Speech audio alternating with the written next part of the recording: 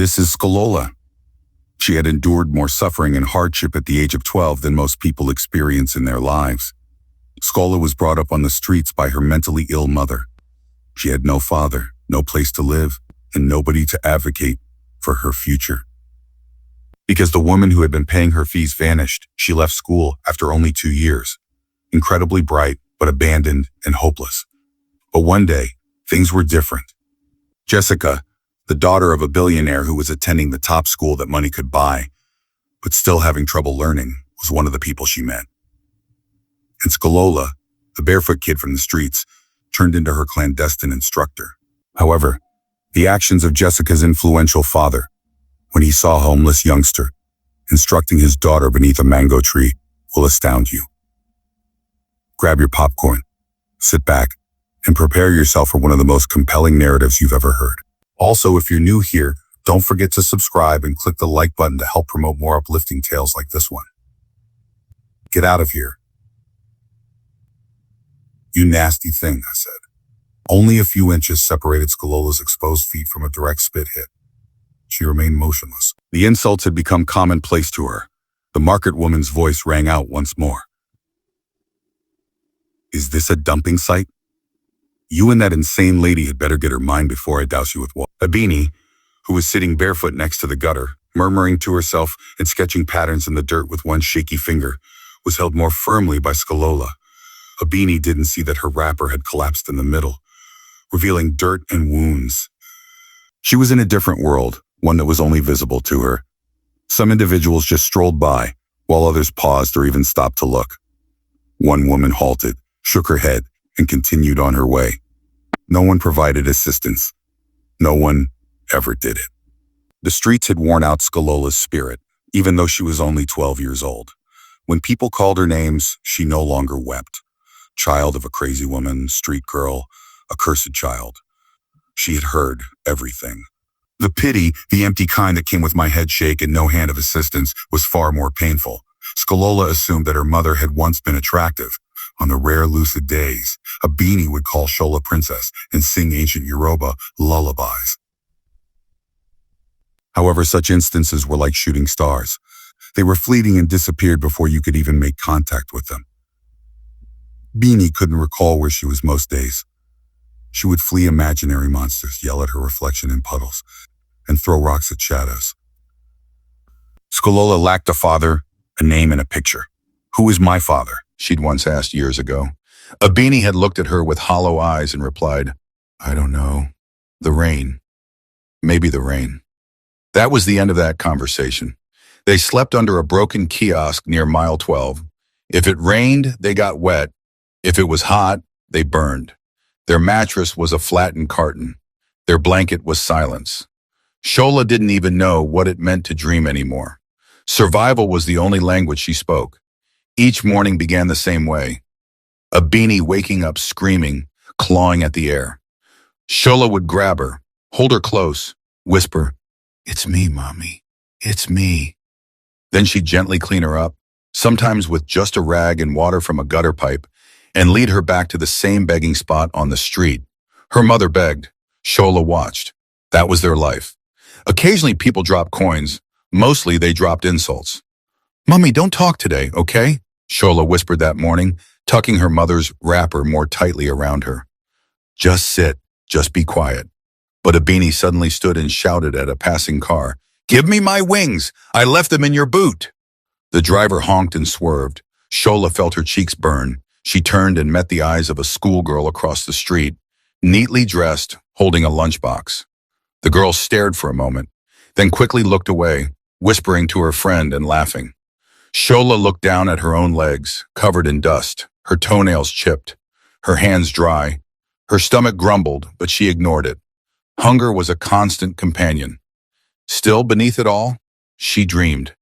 She dreamed of sitting in a classroom, raising her hand to answer questions. She dreamed of wearing a uniform, writing in notebooks, reading books that weren't soaked in rainwater or torn at the edges. She dreamed of someone, anyone, calling her by name without scorn. But who would send the daughter of a mad woman to school? Who would care about a girl whose mother chased birds because she thought they were demons? Nobody. And yet, Shola still hoped. She watched children pass with their backpacks and neat braids, and she whispered to herself, one day. One day she would sit in a real classroom. One day she would escape this cursed corner of Lagos. One day her mother would smile again and know her name. But as she reached into her bag to count the N10 note and the 3 coins they had gotten so far, she heard a hawker shout behind her, "Thunderfire poverty!" Shola didn't look back. She just held her mother tighter and whispered, "Amen." It started with a plate of jollof rice. Shola had been crouching beside her mother near a shoddy that afternoon, her stomach tying itself into knots from hunger. Her mother was having one of her silent days, just rocking back and forth like a broken record, her eyes unfocused, lips twitching. That's when Shola noticed a woman watching her from across the road. The woman stood behind a steaming food stand. Plastic chairs, a wooden table, 2 coolers, and the unmistakable scent of cooked rice and pepper soup. She was fair-skinned, full-bodied, and wore a simple Ankara gown. There was something in her gaze, something that wasn't pity. Shola looked away, embarrassed. She hated being watched like an animal in a zoo. Minutes later, the woman crossed the road and stood in front of her. "What's your name?" she asked gently. Shola stared at her bare feet, then whispered, "Shola." "Where's your mother's?" Shola pointed at the woman beside her, who was now singing to an empty bottle. The woman's eyes softened. "She's sick, isn't she?" Shola nodded. "What did you eat today?" Shola didn't answer. Instead of asking further, the woman held out a covered takeaway plate. "Here, eat." Shola hesitated. Strangers didn't give food without expecting something in return, something she wasn't willing to give. "Don't worry," the woman smiled. "I'm not like the others." That was the first time she met Auntie Linda. The food was hot, the rice sweet, the meat soft. Shola hadn't eaten meat in months. That same evening, Auntie Linda returned with bottled water and soap. "What's your story, child?" she asked as she helped Shola wash her hands. Shola told her everything. The madness, the market, the school she once peeped into, the hunger, the hope, the dreams. She didn't cry, but her voice cracked. Auntie Linda wiped her hands with a handkerchief. "Tomorrow come to my shop. You'll help me clean. In return, I'll feed you. Deal?" Shola nodded so hard her head almost fell off. The next day Shola came. She swept, she washed plates, she served customers, and she watched Auntie Linda carefully, how she smiled at people, how she ran her small business with quiet power. One afternoon, Shola sat under the counter, writing numbers in the sand with a stick. Auntie Linda leaned down and asked, "Where did you learn that?" Shola answered, "From watching the school near the express road. I memorized what the teacher said." The woman blinked. "You mean you never went to school?" "I did, once. For 3 weeks. Auntie Beezy paid, but she moved away." Auntie Linda was silent for a long time. The next week she returned with a gift, a brand new exercise book and a pack of pencils. The week after that, she went a step further. 3 weeks later, Shola stood inside a dusty public school classroom, her hands trembling, heart pounding. She wore a second-hand uniform that Auntie Linda had bought from a thrift market. It was too big, but it felt like a crown.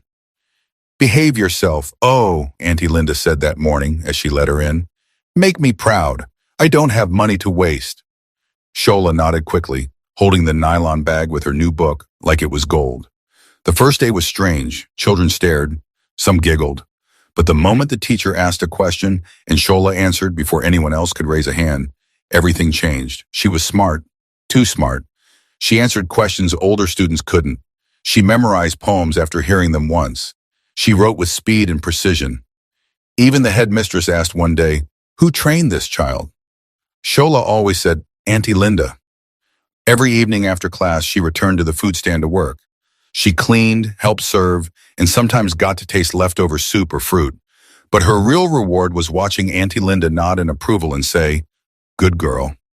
It was the first time Shola felt seen, felt loved.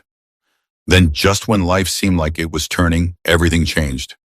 Auntie Linda came home one night holding a white envelope. "My sister in the UK finally processed my papers. she said, tears in her eyes. After 7 years of waiting. Shola smiled. So we're traveling? The woman stopped smiling. No, Shola, just me. The room grew quiet. Shola blinked. What about me? Auntie Linda sighed deeply. I paid for your school up to this term. Maybe. God will send someone else to help you. I've done all I can. Shola stared at her plate. She wanted to scream, take me with you, please. But she only nodded. 3 weeks later, Auntie Linda was gone. No one told her goodbye. No one else came to pay the next term's fees. The headmistress called her one day and said, we're sorry, Shola. Without fees, you can't remain. She stood outside the school gate for hours, clutching her bag, waiting for Auntie Linda to come back. She never did. She waited outside the school gate until the sun began to fall behind the buildings. Her uniform was dusty. Her book bag hugged her side. Flies buzzed near her ear, but she didn't move. Her eyes were fixed on the bend of the street where Auntie Linda had promised to return. But that bend remained empty. Shola's stomach rumbled. Her throat burned from the dust she'd swallowed all day. Children walked past in clusters, laughing, chasing each other, their parents waiting with snacks and hugs. No one came for her. Eventually, the gateman walked up. Little girl, it's time to go. Shola nodded slowly. She stood, dusted herself off, and walked away. But she didn't go home. Where was home, anyway? The broken kiosk she used to sleep in with her mother now had a new tenant, a drunk who threatened her with a belt the last time she tried to return there. The corner by the bakery where a beanie used to beg was now occupied by 2 boys who sniffed glue and fought anyone who looked at them wrong. The streets had changed while she was gone. The only thing that hadn't changed was her mother. Still mad, still barefoot, still talking to ghosts and demons in the air. When Shola found her by the gutter that night, her mother was trying to feed a dead pigeon with gari soaked in brown rainwater. Mummy, it's me. Let's go somewhere safe, Shola whispered, but her mother only hissed and slapped her. Shola wiped the blood from her lip with the back of her hand and sat down beside her anyway. They spent the night curled on the pavement, surrounded by cigarette butts and mosquito bites. Her mother laughed in her sleep. Shola didn't sleep at all. The next morning, she wore her school uniform again. She tied her books in a black nylon and walked back to the school. She waited outside the gate. Maybe they would change their minds. Maybe someone would help her. But when the headmistress passed, she paused and frowned. Why are you here again? I told you, no fees, no school. I'll pay. I will, Shola stammered. How? You and that crazy woman don't even eat well.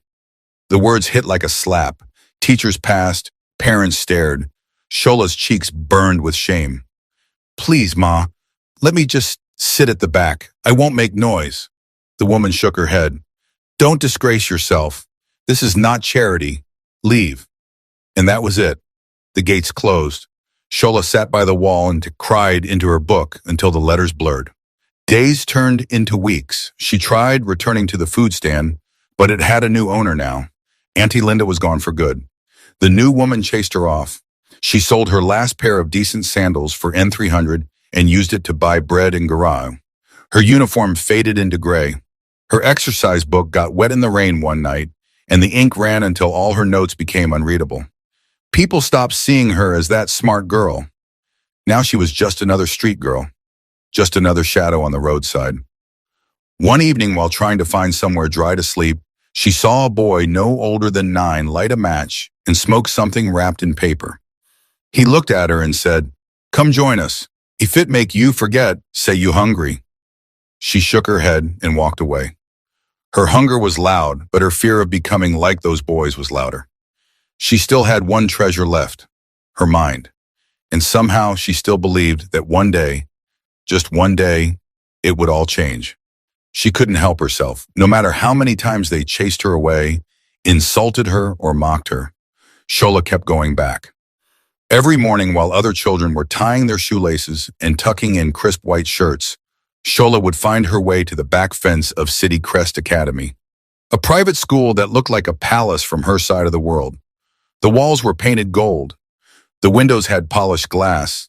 The students wore blazers and sparkling shoes, their names stitched neatly onto their uniforms. She didn't belong there, not even close. But it didn't stop her. There was one window cracked open behind a classroom that had a small ledge she could stand on. It was next to an old mango tree where no one ever looked.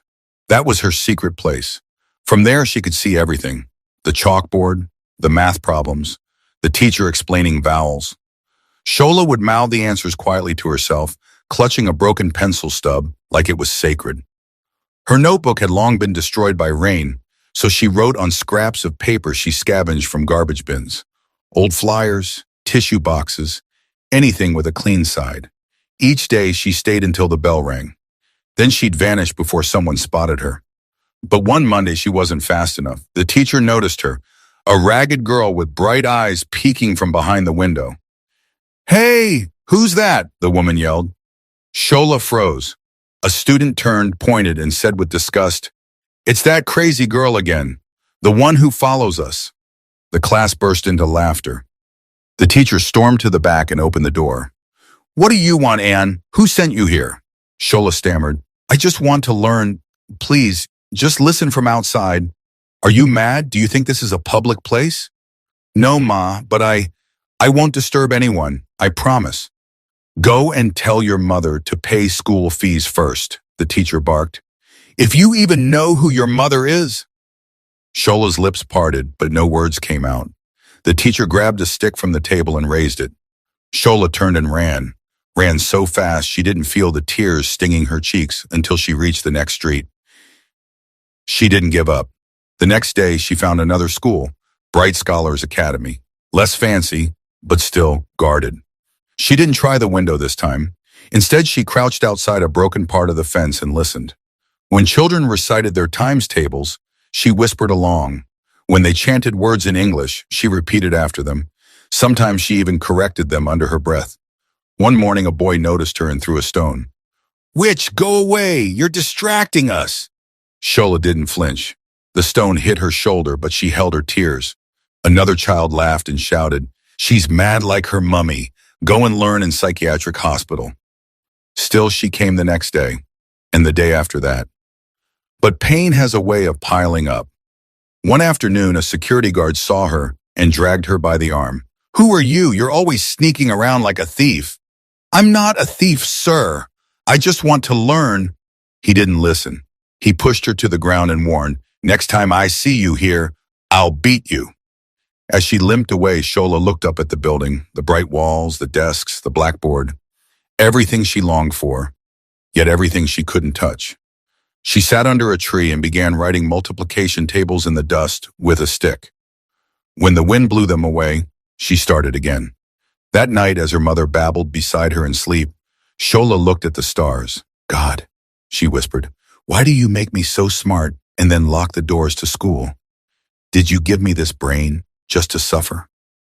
There was no answer, just the distant honking of traffic and the quiet sobbing of a child desperate for more than survival.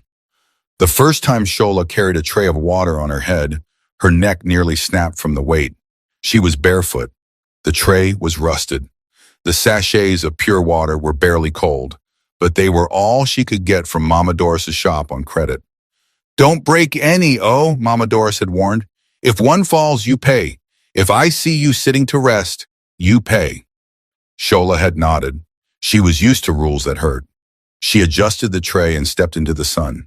The Lagos road didn't care that she was 12. It didn't care that her feet were blistered or that her shoulders trembled under the heat. All it cared about was hustle. The pure water business was war. Grown women shoved her aside. Boys twice her size called her small mad girl and stole her customers. Buses almost crushed her. Drivers yelled at her, but she kept moving. Every time she sold a sachet, she'd whisper under her breath, 5 naira closer to food. Her goal was simple: feed her mother. That was it. Nothing fancy, no dreams, no fantasies.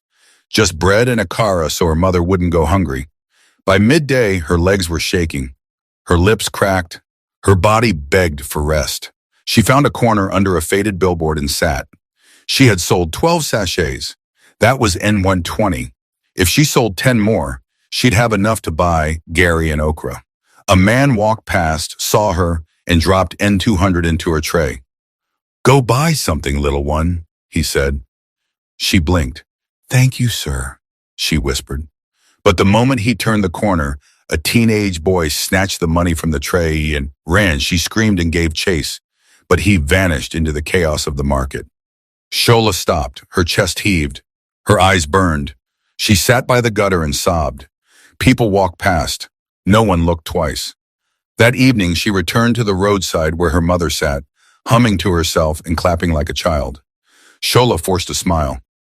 Mummy, I brought bread. Her mother looked at her, confused. Who are you? Are you the angel with black wings? Shola sat beside her. No, Mummy, I'm Shola, your daughter. Her mother giggled. My daughter is a star. She fell from the sky and drowned in a bottle of oil. That's what they told me. Shola held her gently and tore the bread into small pieces, feeding her slowly. She didn't eat. She was too tired. Later that night, Shola found a broken mirror by the kiosk they sometimes slept near. She stared into it. Her face was sunburned, her eyes swollen, her lips bleeding from too much heat. She looked nothing like the students in the school she watched. And yet, when she whispered math questions to herself, she still got the answers right. When you divide 6 by 3, what do you get? She asked herself quietly. 2. She smiled, no matter how much the world tried to break her. Her mind was still sharp. Her fire still burned. And that was enough to keep her going. The next day, she was back on the road, tray full, feet raw, heart steady. She was selling water. But in her heart, she was still chasing something bigger. A chance, just one chance to prove that the daughter of a mad woman didn't have to die in the streets. Shola wasn't supposed to be there. Queen's Crest International School had tall, polished gates, guarded by men in navy blue uniforms with radios clipped to their belts. Children arrived in air-conditioned SUVs, escorted by drivers in white gloves. The walls shimmered with fresh paint. The glass windows reflected the sun like diamonds. It was a school for the rich, the elite, definitely not for the barefoot daughter of a roadside madwoman. But Shola had seen it one too many times from afar. And today, something inside her said, go closer. She had no money, no plan, and no right, but she had eyes filled with longing. So she crept around the side fence where bush and weeds grew wild. She found a small gap near a drainage pipe and slid in, brushing off thorns as she slipped through. Her heart pounded like a war drum. She expected to be caught immediately, but no one saw her.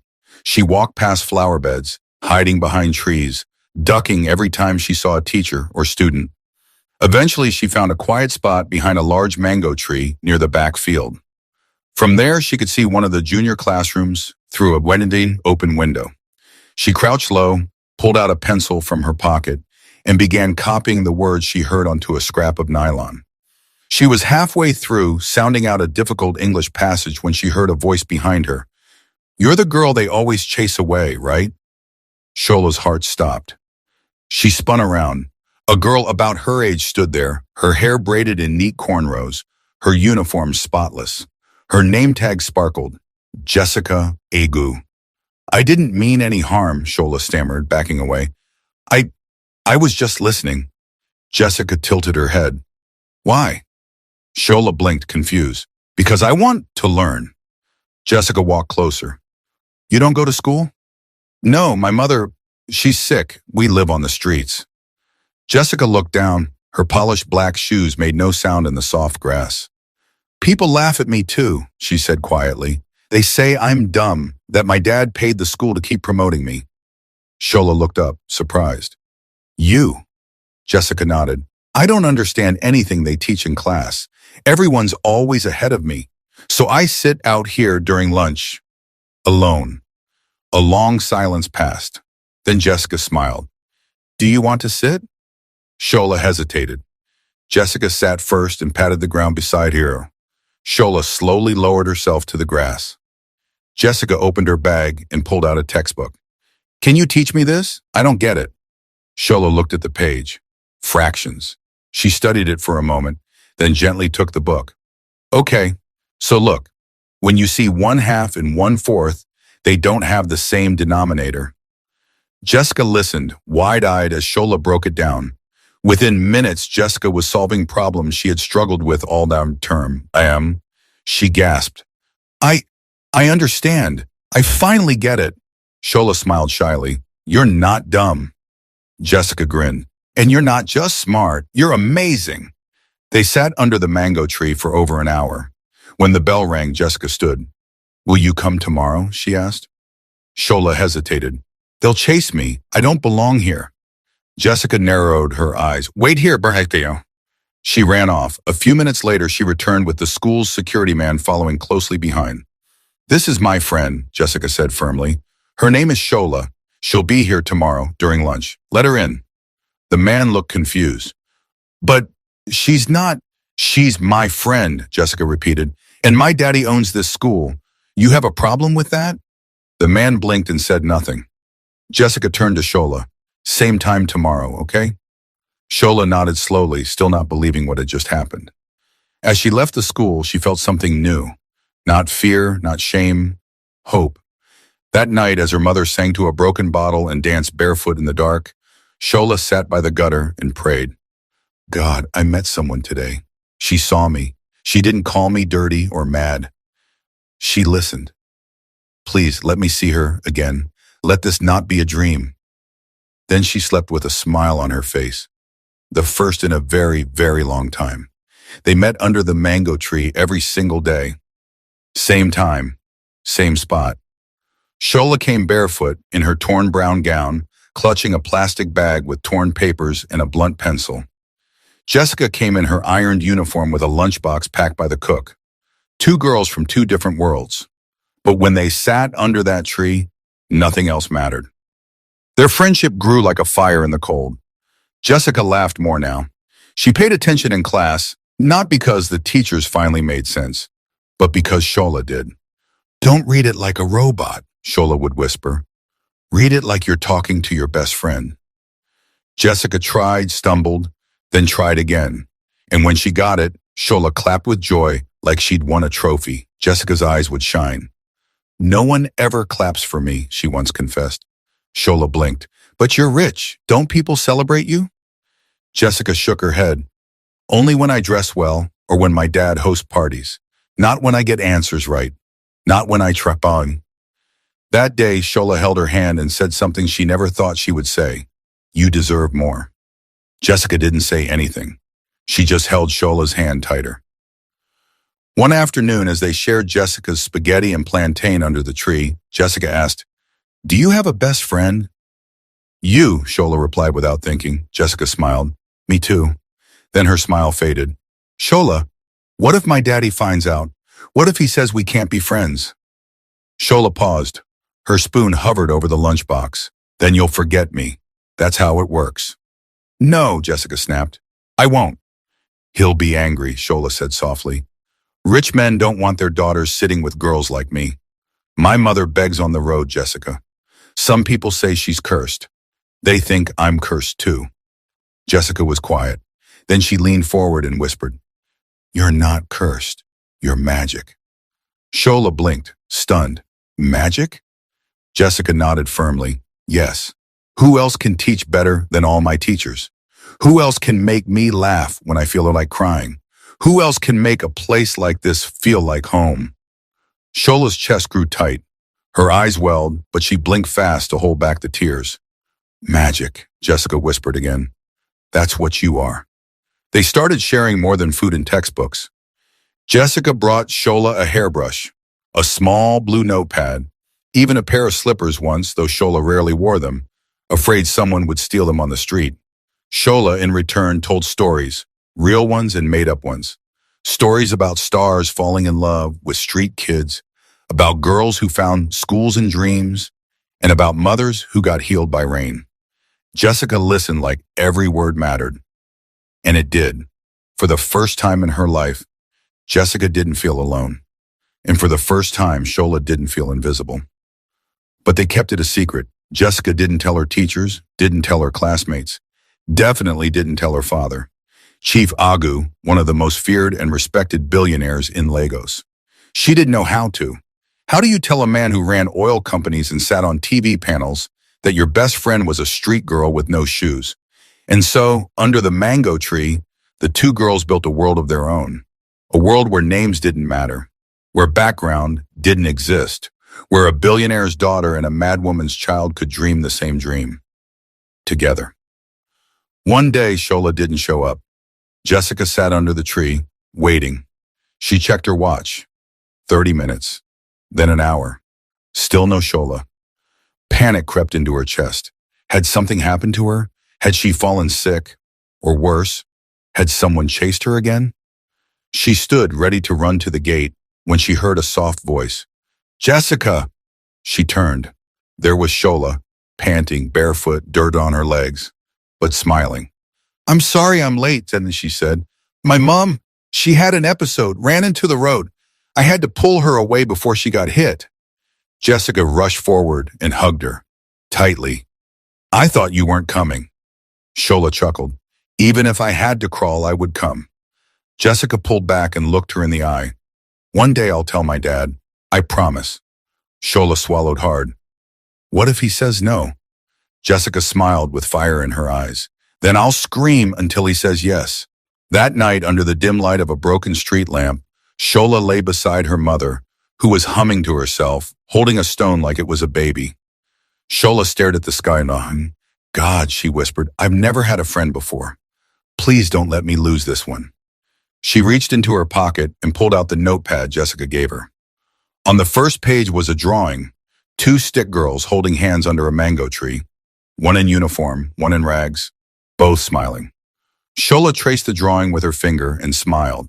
Then she closed her eyes, and for the first time in her life, she didn't fall asleep afraid. The morning started like any other.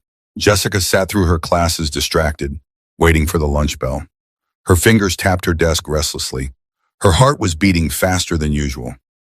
The teachers praised her improved performance. She had answered 2 questions correctly in literature.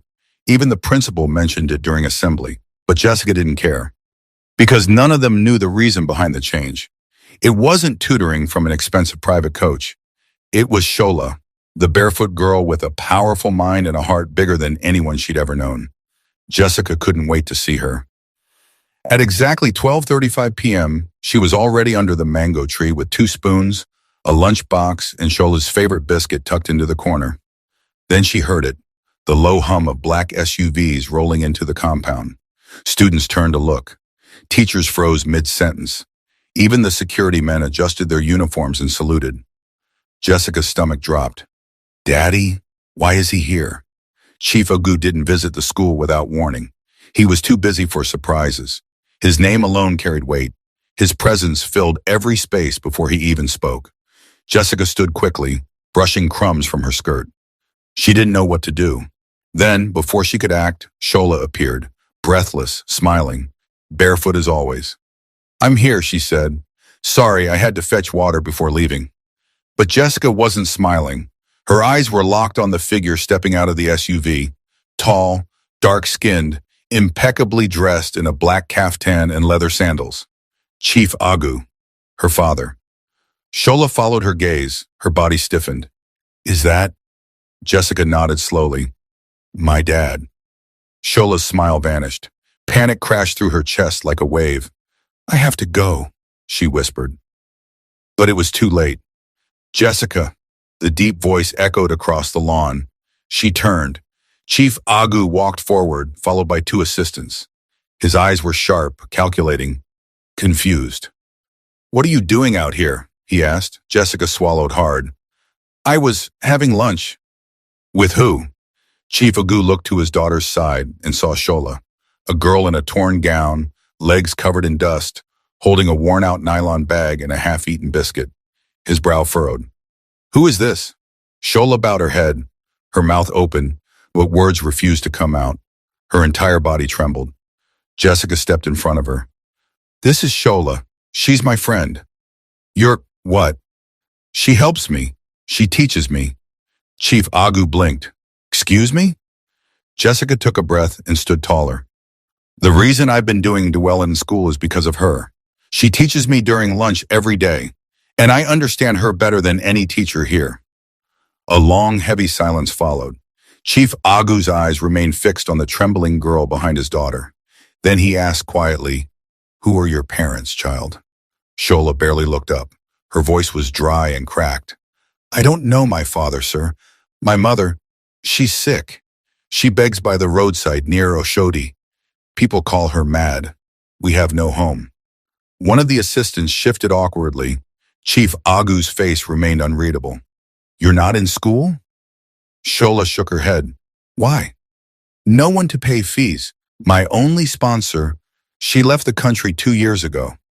Jessica grabbed Shola's hand. Chief Agu watched the gesture, his daughter holding this girl's hand like a lifeline. And for the first time, he softened. You've been coming here every day, teaching her, in secret? Jessica nodded.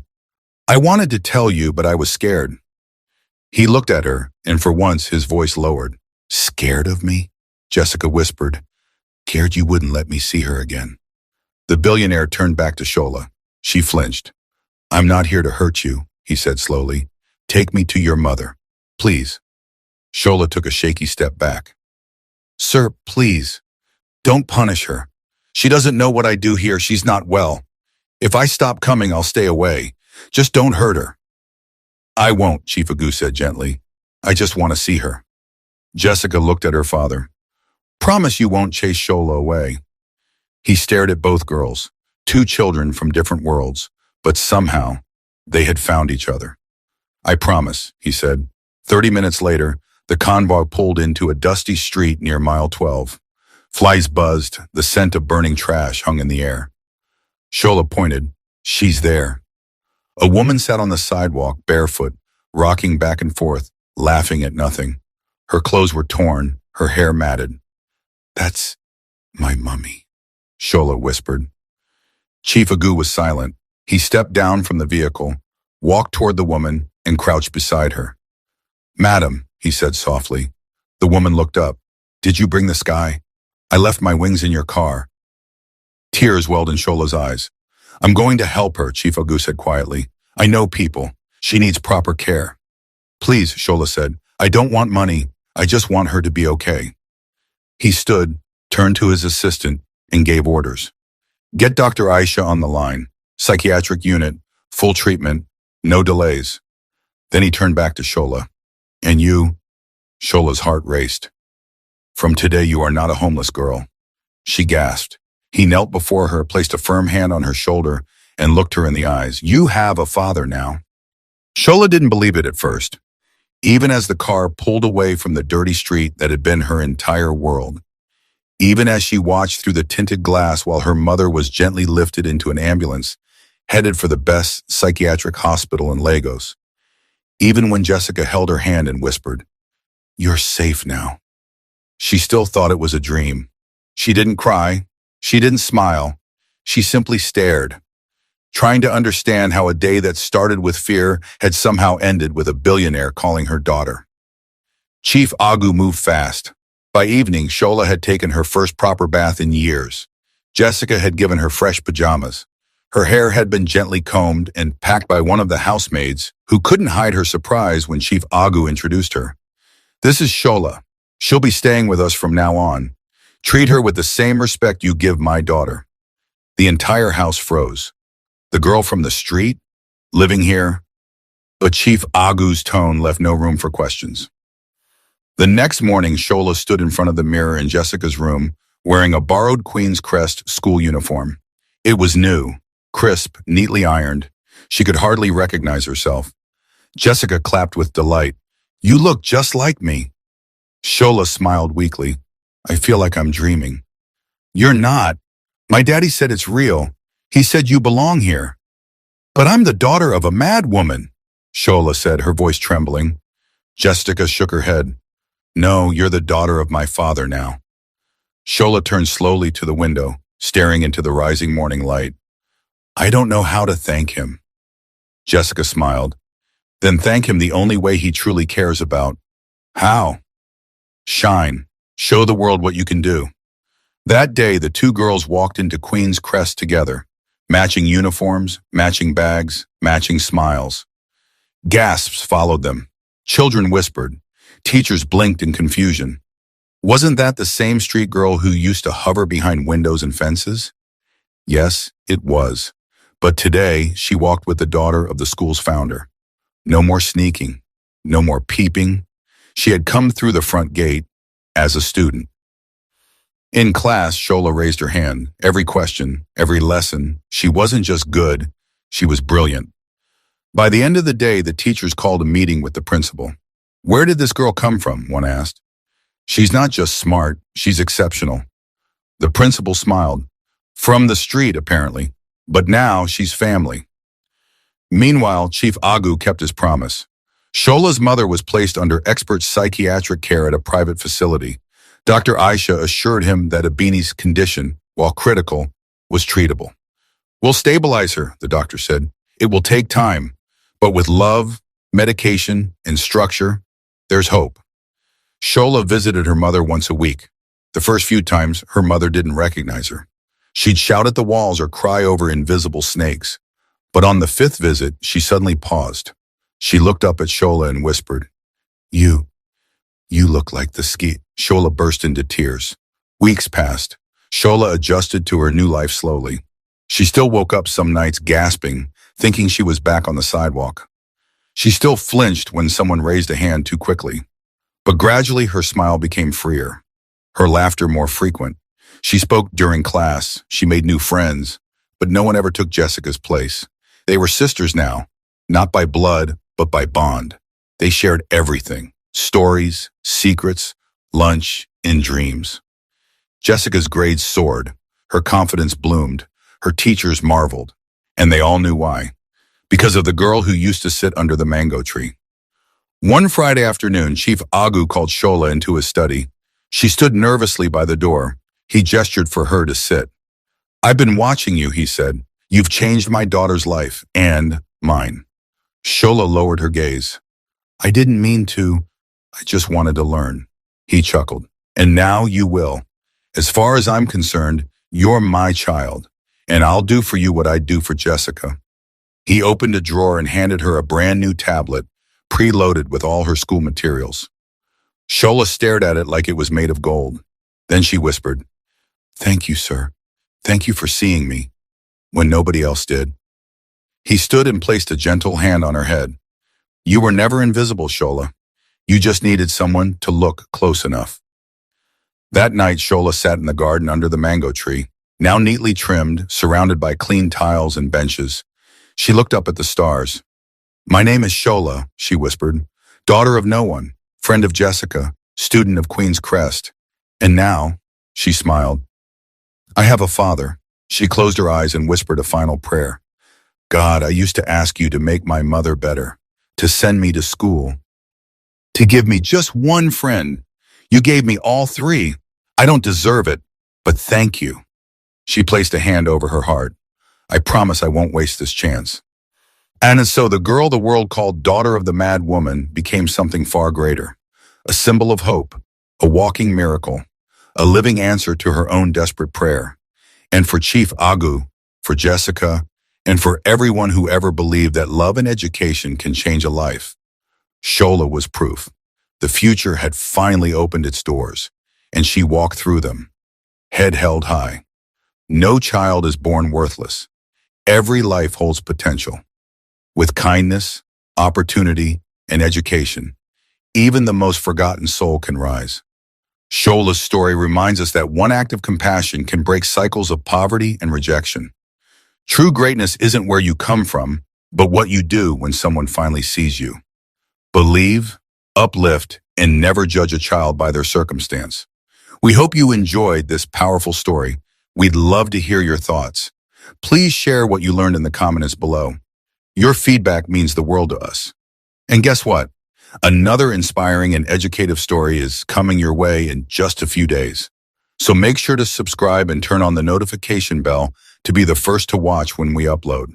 If this story touched your heart, don't forget to like and share it with your family and friends. Thank you so much for watching. God bless you.